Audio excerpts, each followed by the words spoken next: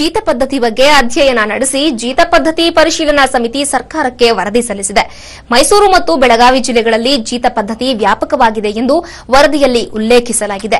ಬೀದರ್ನಲ್ಲಿ 1319 ಮಂದಿ ಜೀತದಾಳುಗಳು ಇರೋದಾಗಿ ವರದಿಯಲ್ಲಿ ಉಲ್ಲೇಖಿಸಲಾಗಿದೆ. ಸಮಿತಿಯಿಂದ 22 ಶಿಫಾರಸುಗಳನ್ನು ಮಾಡಲಾಗಿದ್ದು, ಹೆಣ್ಣು ಮಕ್ಕಳ ಮದುವೆಗಾಗಿ ಸಾಲ ಮಾಡಿ ಜೀತಕ್ಕೆ ಹೋಗುವುದು ಗಮನಕ್ಕೆ ಬಂದಿದೆ.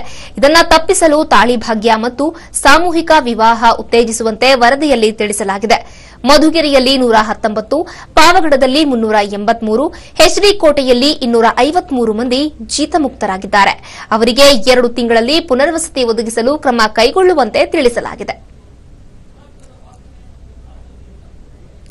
ಇನ್ನು ಬೀದರ್ನಲ್ಲಿ 1319 ಮಂದಿ ಜೀತದಾಳುಗಳು ಇರೋದ್ರ ಬಗ್ಗೆ ಈಗ ಮಾಹಿತಿ ಸಿಕ್ಕಿರುವಂತದ್ದು. ರಾಜ್ಯದಲ್ಲಿ ನಿಜಕ್ಕೂ ಜೀತ ಪದ್ಧತಿ ಇನ್ನು ಜೀವಂತ ಆಗಿರುವಂತದ್ದು, ಇಷ್ಟೆಲ್ಲ ವೈಜ್ಞಾನಿಕವಾಗಿ ಇಷ್ಟೆಲ್ಲ ಬೆಳೀತಾ ಇದ್ರು ಸಹ ಇನ್ನೂ ಜೀತ ಪದ್ಧತಿ ಇರುವಂತದ್ದು ನಿಜಕ್ಕೂ ಒಂದು ಕಡೆ ಮಾನವ ಕುಲಕ್ಕೆ ಒಂದು ರೀತಿಯಾದಂತಹ ವಿಪರ್ಯಾಸ ಅಂತ ಹೇಳಬಹುದು. ಯಾಕಂದ್ರೆ ಜೀತ ಪದ್ಧತಿ ಪರಿಶೀಲನಾ ಸಮಿತಿ ಈಗ ಸರ್ಕಾರಕ್ಕೆ ಒಂದು ವರದಿಯನ್ನ ಸಲ್ಲಿಸಿದೆ.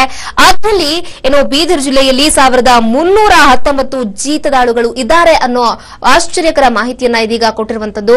ಏನು ಮದುವೆ ಮಾಡಿಕೊಟ್ಟಂತಹ ಸಂದರ್ಭದಲ್ಲಿ ಆ ಸಾಲವನ್ನ ತೀರಿಸಲಾಗದೆ ಜೀತದಾಳುಗಳಾಗಿ ಕೆಲಸವನ್ನ ಮಾಡ್ತಾ ಇರುವಂತಹವರ ಸಂಖ್ಯೆ ಜಾಸ್ತಿ ಇದೆ. ಹಾಗಾಗಿ ಅವರಿಗೆ ಪುನರ್ವಸತಿಯನ್ನ ಒದಗಿಸಿ ಅವರಿಗೆ ಒಂದು ಸೌಲಭ್ಯವನ್ನ ಒದಗಿಸಬೇಕು ಅಂತ ಈಗ ಸರ್ಕಾರಕ್ಕೆ ಮನವಿಯನ್ನ ಸಹ ಸಲ್ಲಿಸಿರುವಂತದ್ದು. ಜೀತ ಪದ್ಧತಿ ಪರಿಶೀಲನಾ ಸಮಿತಿ ಸರ್ಕಾರಕ್ಕೆ ಈ ಮುಖಾಂತರ ವರದಿಯನ್ನ ಸಲ್ಲಿಸಿದೆ.